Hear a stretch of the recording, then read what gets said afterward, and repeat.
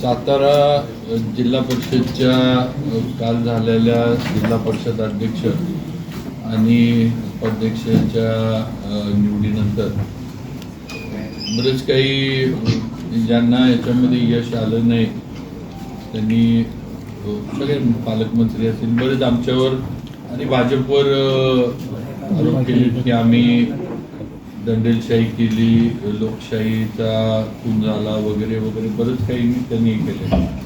पण मला आपल्याला सर्वांना आणि आपल्या माध्यमातून जिल्ह्यातील सर्वच लोकांना पण आहे की आम्ही भारतीय जनता पार्टीच्या वतीनं पूर्ण लोकशाही पाळून लोकशाही पद्धतीनं या निवडणुकीला सामोरं गेलो. आमचे काल जिल्हा परिषदमध्ये ज्यावेळेला सभागृहामध्ये आमचे सदस्य गेले त्यावेळेला आमचे भारतीय जनता पार्टीच्या बाजूनं 32 आमचे सदस्य होते. 32 सदस्य आमचे सभागृहामध्ये गेले. सर्वजण स्वतः गेलेत. त्यात कुणीही मी त्यांच्या मागं होतो का जयाभाऊ मागं होते का असं अजिबात नाही. सगळे त्यांचे ते गाडीतनं येऊन त्यांचे ते सगळे गेले. दुसरं म्हणजे जे आमच्या विचाराचे काही सदस्य खरं म्हणजे या समोरच्यांनी त्यांना गेले 5-7 दिवस दबावाखाली ठेवलं होतं. अशा आमच्या विचाराच्या या सदस्यांनी सभागृहात गेल्यानंतर भारतीय जनता पार्टीकडनं मतदान केलं. ते त्यांनी त्यांच्या पूर्ण विचारानं आणि पूर्ण यानं केलेलं आहे. त्याच्यामध्ये कुणालाही म्हणजे भीती घालण्याचा दबाव वगैरे आणि असा कुठलाही प्रकार भारतीय जनता पार्टी का आम्हा कुणाकडनंही केला गेला नाही.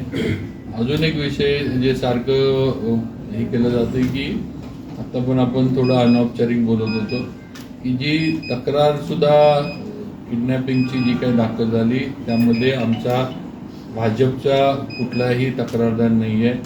त्या सदस्यांच्या घरातल्यांनीच तक्रार दाखल केली.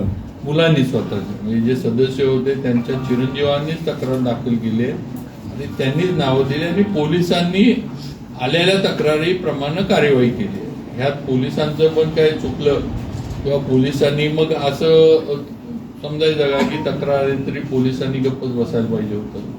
पोलिसांना जे योग्य वाटलं आलेल्या तक्रारीनं आणि ह्यानं निवडणुकीच्या ह्यानं म्हणा किंवा निवडणूक आहे अशा पद्धतीनं जर कोणाला किडनॅप करून नेल्या अशी तक्रार देत असते त्यांनी ती कार्यवाही केलेली आहे. त्यामुळं मगाशी जे मी म्हटले की भारतीय जनता पार्टी अयशस्वी झाली, हरली की लोकशाही जिंकली आणि आम्ही भाजप जिंकली की मात्र आम्ही दंडेलशाही गेली.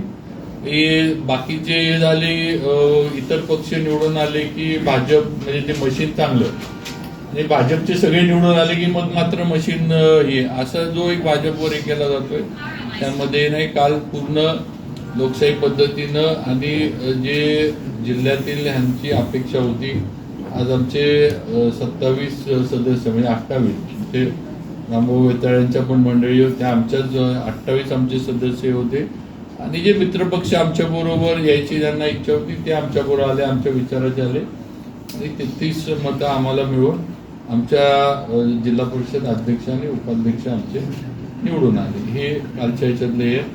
आता ज्यांना त्यांची लोक सांभाळता आली नाहीत किंवा ज्यांच्यावर त्यांच्याच सभासदांचा किंवा सदस्यांचा विश्वास नव्हता का जे काय असेल तर त्यांनी बघा आम्ही काही त्याच्यामध्ये कुठेही जाऊन कुणालाही करून आलो नाही किंवा काही वेगळं आम्ही तिथं केलं नाही.